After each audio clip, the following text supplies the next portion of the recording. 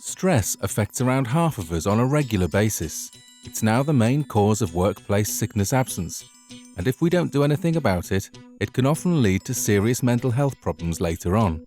I think these days it's much more about understanding that we now operate in a very high-pressure world and that the workplace is now acknowledged, and there's research to show this, as one of the biggest stressors in people's lives. So, why do we get stressed, and what can we do about it? Stress develops as a result of the fight or flight response, a reaction that humans have developed to enable us to deal with situations when confronted by danger.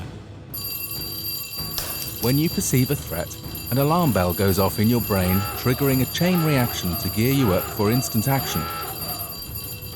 Adrenaline and cortisol hormones flood into your body, kick-starting the nervous system. Your heart pumps faster to increase the flow of oxygen to the muscles. Your breathing accelerates to take in oxygen. Muscles tighten. Your fists clench. To conserve energy, the digestive and immune systems slow down. To keep the body cool, you start to sweat. You are now ready for physical action. Unfortunately, the fight-flight instinct is still with us today. There are still people who become overly aggressive with other people or run away from problems. These are bad coping strategies. In today's world, we can gain control of a lot of things that hit us, and we can think of strategies which are much more effective and much more adaptive. The main cause of stress today is pressure.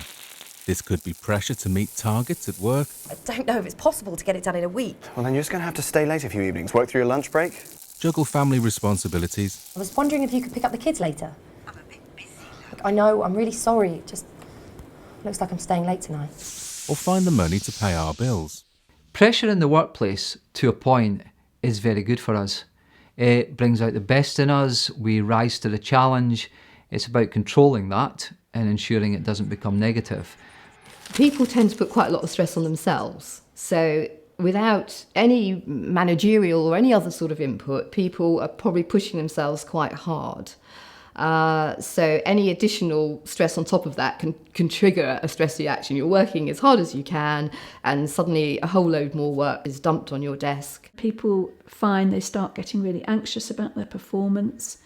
And the more anxious they get, the less they feel confident. The less confident you feel, the harder it is to achieve what you could normally do quite easily. Stress develops when the pressure placed upon us exceeds our ability to cope.